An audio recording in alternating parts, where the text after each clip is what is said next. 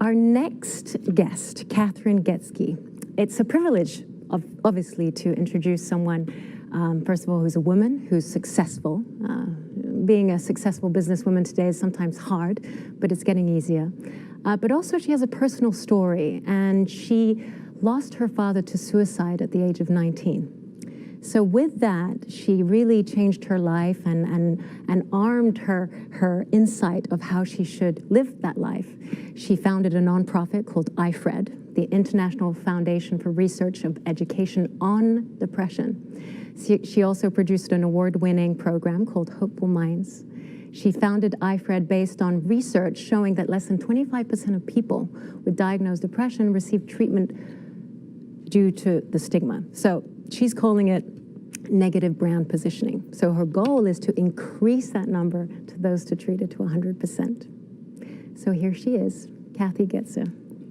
I am so excited to share with you the number one skill I believe we all need during this time. I'll share my story about how this one thing has kept me alive throughout my life. I'm going to talk about how, it's a skill that actually predicts your athletic performance, your academic performance, like even more so than your IQ. The skill predicts how long you'll live, how quickly you recover from diseases. It's going to predict how well you navigate all of these changes right now. It predicts risky behaviors in youth, even weapon carrying at school. So anyway, I'm really excited to share the one thing, and then I'm going to talk to you about how you can teach other people this one skill, which I think is the fun part. So the one thing is hope. Today I'm going to talk to you about hope. And I know what you're thinking. No, I'm not talking about a wish. I'm not talking about like, oh, I hope I can win the lottery. That is not at all the type of hope that I'm talking about. I'm talking about the hope that's measurable, teachable, and increasable. And I'm also going to talk to you about how to incorporate the strategies of increasing hope into your own life. So, but let's not get ahead of ourselves. Let me first tell you about my own story and how I arrived at hope. I think it might provide some insight. So, when I say I'm grateful to be here today, I don't mean that flippantly, and even just in this talk, I mean I'm grateful to be alive today. Okay, that wasn't always the case, and the odds, quite frankly, are against me. See, I have a high risk for suicide. I'm at a high risk for suicide. When I was in my 20s, I went out one night, had a late night of partying, had drank way too much alcohol, took many bottles of pills, and tried to take my own life. And I had this out-of-body experience where I feel like I rose above and was looking down at myself. I went down, gently lifted myself up, carried myself down to the bathroom where I proceeded to get rid of so much pain and got very, very, very ill. Carried myself gently back up to bed, put myself to sleep. And I feel that I saved my life at that time. It took me 10 years before I told another soul, because I never thought I would try to do that. Suicide was something that I knew all too well. I lost my dad when I was 19 to suicide, and he was my hero. My dad was he was my dad. I was a daddy's girl. He was a retail banker, very passionate, loving, engaging. He wanted the best for me. He was always rooting for me. And so I lost him, and I knew what that did to other people. I knew the impact it had on me, people around me loved, and I never wanted to do that to someone else. And yet here I was, right in that space. And so as I came to learn, I have a lot of high risk. I'm at high risk for suicide because of losing my father, the genetic predisposition.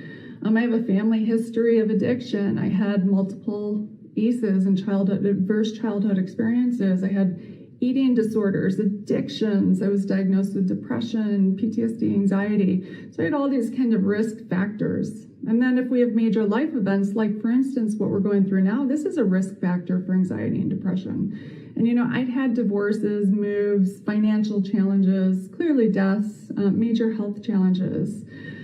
So I got really serious about my mental health when I was starting my own company. I went to start my own company to create a brand called The Mood Factory. And at that time, I wanted to do a cause marketing campaign for mental health to give back, and noticed the branding was really negative in the space. And so at that time, I started my own nonprofit for mental health, and I got serious too.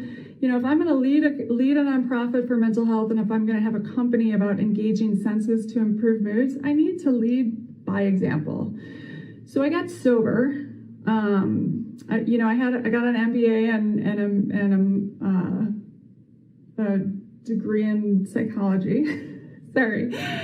And I bootstrapped my company, I bootstrapped my nonprofit, but thankfully I had so much experience in marketing and branding. I worked for major companies in research, so I had a lot of experience under my belt. And I knew with less than 25% of people getting treatment for mental health, we had to do something. So I joined a number of advisory boards, got really into the mental health space. This was 15 years ago.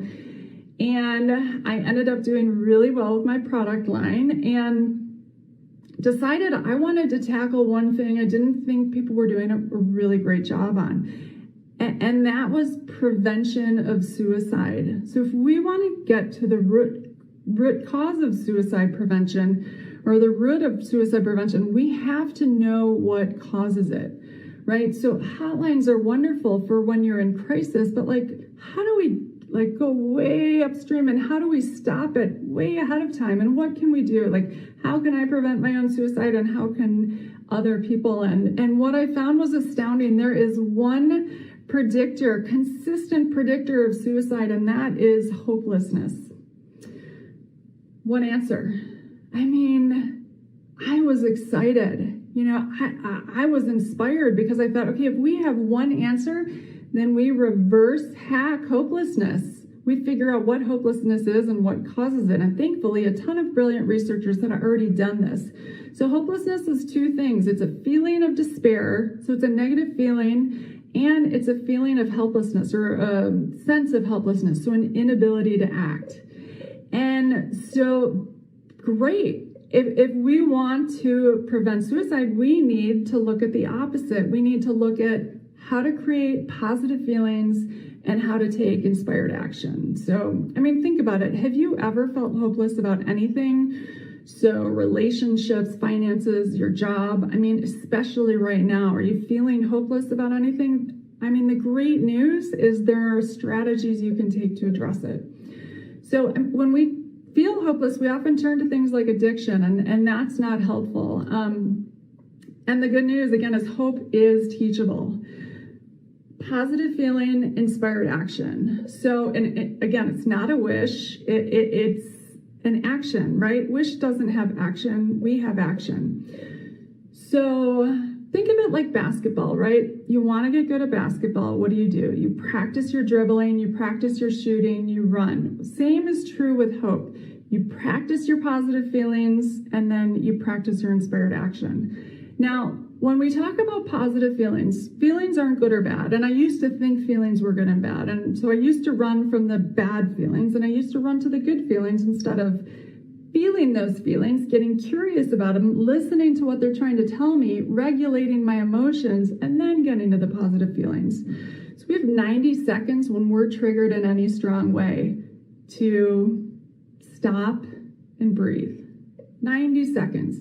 If you can take that 90 seconds to calm down your physiological response when you're in fear, sadness, worry, anxiety, you can have a really profound and positive impact on your feelings. So again, we don't judge feelings, we just understand them, and we get ourselves to the positive feelings. Right now with COVID, our systems are all on high alert. So now more than ever, we need to be doing all of our practices to keep ourselves in a positive feeling state. So what are the things you can do that impact that?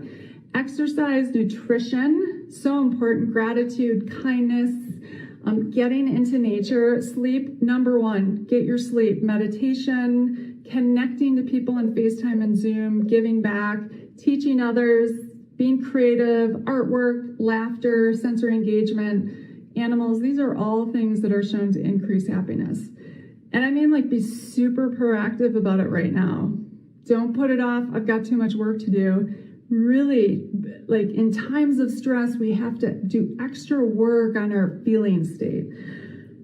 And then what do I mean by inspired action? One of the key things of inspired action are SMART goals, and those are specific, measurable, attainable, realistic, and time-bound.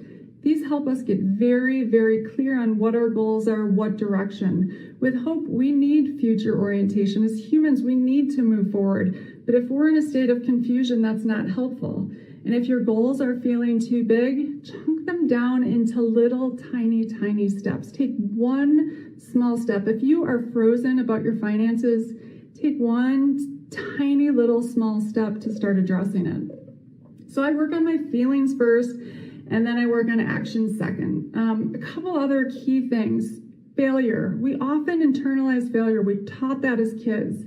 And yet when we fail at something, we are not failures. We have a process that has failed. So deconstruct the process, change the process, do something new in the future. Keep learning. That's part of life.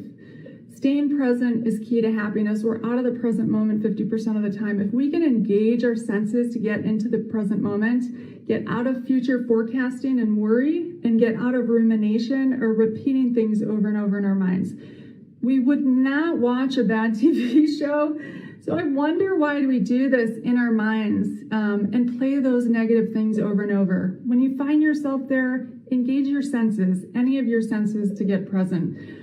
Use your hope network. Create a strong network of people that you can reach out to in times of stress. Experts, advisors, support, friends, people that you trust. There are suicide hotlines. There are apps that connect you to peers. There are so many solutions right now for connection. And I also turn to my faith in something greater than myself. You know, you can use awe, you can use wonder, whatever that is to you, but know that you're not alone and you're connected to something much bigger than yourself. So I'm also teaching hope. You know, we have a global program that teaches hope to young kids, and I find the best way to learn about hope is by teaching it to other kids. Hopefulminds.org is the website, and I highly recommend that you do this. Teach hope. It's really how you learn it. I also teach hope in the workplace. We know that there's a 4-to-1 return on investment when you go in and do workplace interventions for mental health. We know there's at least an 18-to-1 return on investment when you teach youth. You know, what about the workplace? I would think prevention is so key right now. We all should be teaching these strategies and skills in our workplace, because down the road, we can increase our hope and decrease our future likelihood for depression and anxiety. And we know how much these cost the workforce. You know, I just wrote a book called The Biggest Little Book About Hope, and it really goes into this. And I teach hope and happiness through my company, which I find so gratifying. But I gave you my story on hope. I gave you strategies, skills, hopefully taught you a little bit about why it's important. But the one key thing is this: I cannot do the work for you. I couldn't save my dad. I can't save anyone. All I can do is practice them myself and live according to examples. So don't listen to me. Go on our website, hopefulminds.org, read about hope with kids, teach them. I mean, the only one standing between you and hope is you. So sending you so much love, and thanks for checking in. And may you, without fail and always, find your way to hope.